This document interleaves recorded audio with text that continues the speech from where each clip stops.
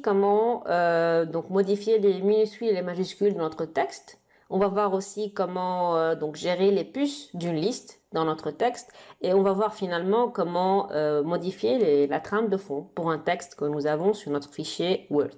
Donc si je commence par les minuscules et les majuscules, normalement si j'ai envie de changer donc les minuscules et les majuscules de mon texte sans devoir retaper le tout, je n'ai qu'à utiliser l'option donc le bouton qui est là, donc c'est modifier la casse. Donc si je regarde un peu ce qui se passe ici, vous avez plusieurs choix. Soit on peut uniquement dire que je veux qu'une majuscule soit mise en début de la phrase, soit que je veux que toutes les lettres soient en minuscules, peu importe si c'est au début ou non de la phrase, soit je veux que toutes les lettres soient en majuscules, soit je veux que uniquement les premières lettres de tous les mots soient en majuscules, ou bien je veux inverser la casse, ça veut dire que je rends toutes les lettres minuscules en majuscules, toutes les lettres majuscules en minuscules.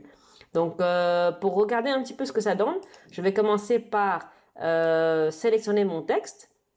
Comme toujours, on a toujours besoin de sélectionner avant d'affecter n'importe quel changement. Je vais venir ici, la première option c'est déjà appliqué. Vous voyez bien que le L il est en majuscule, donc ça c'est OK. Si je clique sur la deuxième option, vous allez voir que tout va se mettre en minuscule, même la première lettre de mon paragraphe.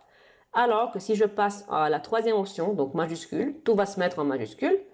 Ensuite, si je choisis la première lettre des mots, voilà, je vais avoir partout les premières lettres de chaque mot qui vont être en majuscule.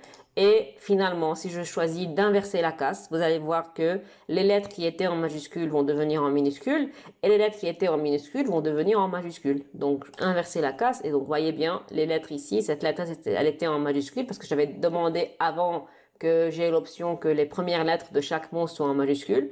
Et donc, vu que maintenant j'ai choisi la quatrième option, ou bien plutôt c'était, oui, la cinquième option qui est la dernière option, d'inverser la casse, alors toutes les lettres en majuscules sont devenues en minuscules et toutes les lettres en minuscules sont devenues en majuscules. Voilà. Donc voilà pour comment gérer les minuscules et les majuscules de notre texte sans devoir retaper le tout. Et évidemment, vous savez bien comment faire, donc mettre une majuscule dès le début, donc en tapant un texte. Donc attendez, je vais remettre ici majuscule en début de phrase. Si j'ai envie d'insérer une majuscule uniquement au niveau d'un seul mot seulement, donc si je retape ici les comptes, et donc je n'ai qu'à cliquer sur la touche Caps Lock et je vais avoir toutes les lettres en majuscules. Si j'ai envie d'avoir tout le temps les lettres d'un seul mot qui est particulier dans mon texte en majuscules. Voilà. Donc voilà pour tout ce qui se rapporte aux minuscules et aux majuscules. Maintenant, si on passe à la deuxième chose de cette leçon, ça concernait les puces. Par exemple, si j'ai besoin de dresser une liste de n'importe quel thème, donc je clique ici sur les puces, je clique là-dessus, je vais avoir ici une puce qui va apparaître, je vais mettre par exemple Marc, par exemple. Donc attendez, là j'ai oublié de retaper sur Caps Lock. Donc Marc, Enter, Jean, Enter, Élise, Joey, Pierre, voilà, j'ai tapé une liste de noms. Et voyez bien qu'il y a des puces à côté, donc à gauche de chaque nom. Et donc pour changer, pour personnaliser cette puce, ce qu'on peut faire, on peut aller ici cliquer sur la petite flèche qui est là. Et vous voyez, il y a plusieurs puces déjà proposées par Word. Et puis sinon, on peut nous-mêmes proposer, donc définir une puce comme on veut. Et vous voyez bien que lorsque je clique pas, je mets uniquement le curseur en dessus des options. Vous voyez bien un aperçu de ce que je suis supposé avoir au cas où je confirme ma sélection. Donc voyons voir maintenant le cas où on a envie nous-mêmes de personnaliser notre puce. Je vais cliquer sur définir une puce et là je peux aller choisir un symbole, soit choisir une image que j'ai moi-même déjà sur mon ordinateur que je peux utiliser en tant que puce. Commençons par l'option du symbole. Et donc là, vous avez vraiment une série de symboles. C'est vraiment énorme. Il y a vraiment trop de symboles. Vous n'avez qu'à choisir. Imaginons que je choisis le cœur ici. Je clique OK. Et donc voilà, vous voyez ici le cœur qui a été affecté. Si je clique OK, vous voyez le cœur qui va être affecté à ma série. Si je reviens encore une fois, cette fois-ci, pour regarder la deuxième option que j'ai à disposition, c'est l'option donc de l'image.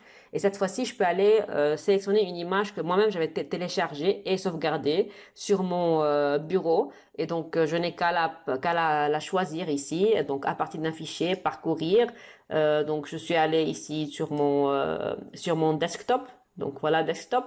Et je vais choisir ici, donc, puce. Je choisis celle-ci. Je vais cliquer insérer. Vous voyez bien que la puce, elle est venue ici dans l'aperçu. Et ça va me permettre de voir un petit peu à quoi va ressembler mon résultat au cas où je confirme ma sélection. Donc voilà, si je clique OK, et voilà le résultat qui va apparaître ici. Donc voilà pour tout ce qui concerne les puces et comment on peut personnaliser notre propre puce et changer la forme de la puce de notre liste. Voilà, c'est encore une chose que je souhaite vous montrer. Donc c'est comment affecter une trame de fond à notre texte. Donc je vais venir taper ici un texte. Donc là, je ne vais pas insérer le tout selon une liste. Donc je vais taper un texte aléatoire. Donc et aller donc, à l'école. Donc, je suis en train de mettre un texte aléatoire, d'accord? Et puis là, je vais sélectionner mon texte. Et puis, je vais aller cliquer sur le bouton qui est là, qui est en fait la trame de fond. Et donc, si je clique là-dessus, vous allez voir qu'il va y avoir donc la trame de fond donc partout sur toute la ligne affectée à mon texte. C'est comme s'il y a un background qui a été affecté au texte. C'est pas la même chose que pour l'option qui est là, donc l'option qui va nous permettre de surligner le texte. C'est uniquement une partie du texte qui va être surlignée. Donc là, si je continue, je vais taper n'importe quoi. Voilà, il y a tout le texte, il va avoir un background qui est le bleu. Alors que si je choisis une autre couleur ici pour le surlignage, je vais avoir uniquement le mot ou bien les mots qui sont sélectionnés dans mon paragraphe qui vont être affectés par un surlignage. C'est comme si on est en train d'utiliser un marqueur pour marquer quelques mots ou bien quelques lignes dans mon paragraphe ou bien dans mon texte entier. Alors que là, avec la trame de fond, peu importe ce que je fais, donc je vais toujours avoir un background qui est en bleu ou bien selon la couleur que j'ai choisie.